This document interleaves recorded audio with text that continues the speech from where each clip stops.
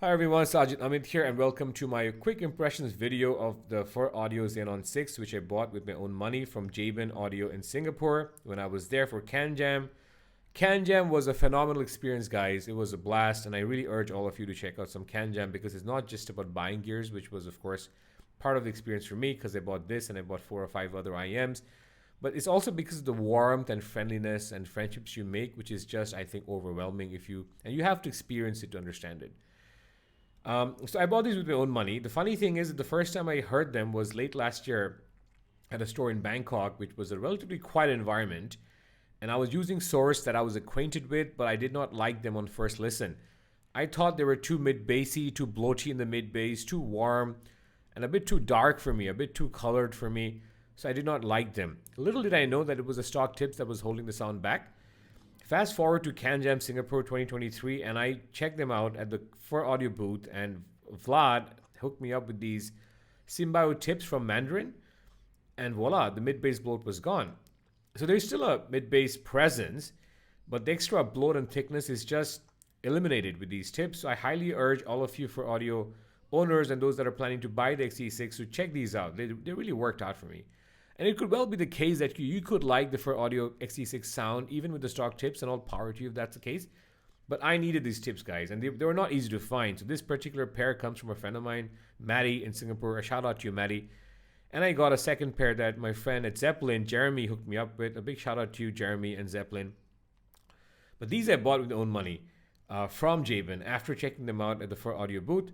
The Fur Audio, by the way, is run by Vlad and Bogdan. These brothers were initially a part of the family business, which was 6 for Audio.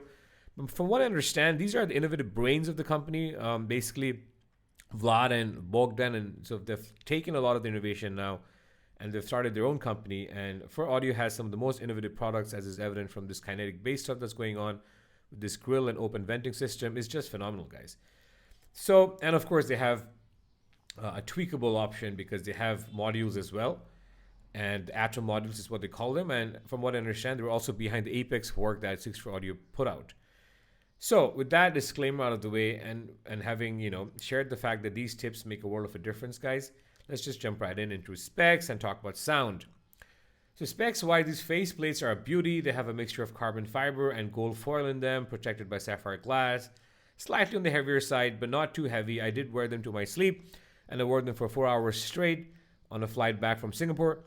Super comfortable for me, ergonomic design, and not the chunkiest. They are thick, of course, because they have a bunch of drivers going on. In terms of drivers, they have a 110mm kinetic bass dynamic driver, so you really feel the bass. They have 4 BAs, guys, and 1 EST. The impedance is 28 ohms, and plug type is 2-pin 0.78mm. This is the supplied cable. The cable is fine, it's usable. I've decided not to be such a cable sort of aficionado because it does consume a lot of time to find the right synergy, and of course cables can get extremely expensive in the IM universe. In terms of peripherals and accessories, it's pretty Spartan. You get this sort of a disc that contains a cleaning cloth, this device with which you change the modules, and of course tips. You can see you can see the modules here. You get a carrying case, a hockey puck carrying case that is fairly decent and usable, and I do use it. And of course, the box is pretty minimal. But to talk about sound, guys. Now, the first and foremost, I think these remind me in some ways a lot of the Focal Utopia, because the Focal Utopia, when driven right, has a lot of mid-bass presence. And so this is like that. And I feel like you might perceive this as warm at first, but then the treble picks up as the IM burns in. And oh, the slam on this is like on a different league, guys. Once driven right, especially off my Sony WM1ZM2, and I do have to say EQ my WM1ZM2, which I'll talk about later. The slam on this, the macro dynamics on this is like unlike anything I've ever heard before on an IM.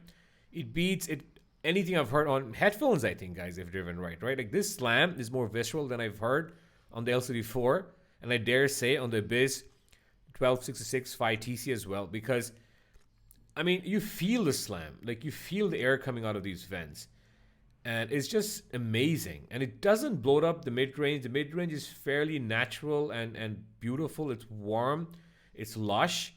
Vocals sound phenomenal on this, male vocals and female vocals. And the other thing is, because of the treble tuning, it's not dark in the treble. There is some amount of energy that's pretty well calibrated.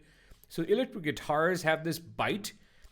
But honestly, guys, it's just about drums with this, because the drums are earth-shattering. The bass here sometimes feels like, that hard tactility when, a shovel hits earth. Imaging is masterclass, guys. I mean, people talk about the U12T and its imaging, but this is a different league. Images are massive on this. And, sometimes you feel like the microphone that the vocalist is singing into is essentially you. I mean, that might sound funny, but I guess what I'm saying is it just feels so up close and personal with vocals, and you get a sense of extremely large images. Like, my friend checked these out last time, and he said, if you have this, you don't need headphones. Because it does replicate headphones in that sense. It's like a headphone. It's like an over-ear headphone.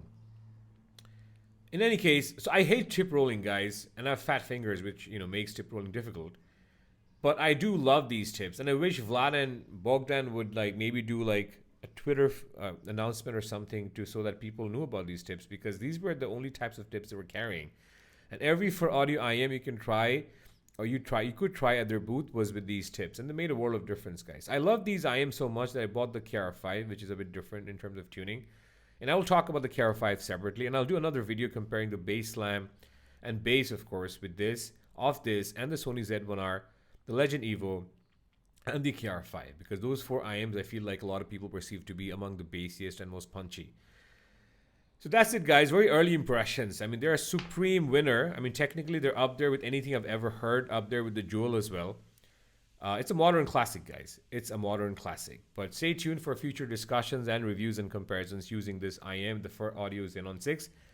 Last but not the least, a shout out once again to Uncle Wilson of Jabin for wonderful service, and I hope to do business with you again. Thank you for watching, and I'll see you in my next one. Bye-bye.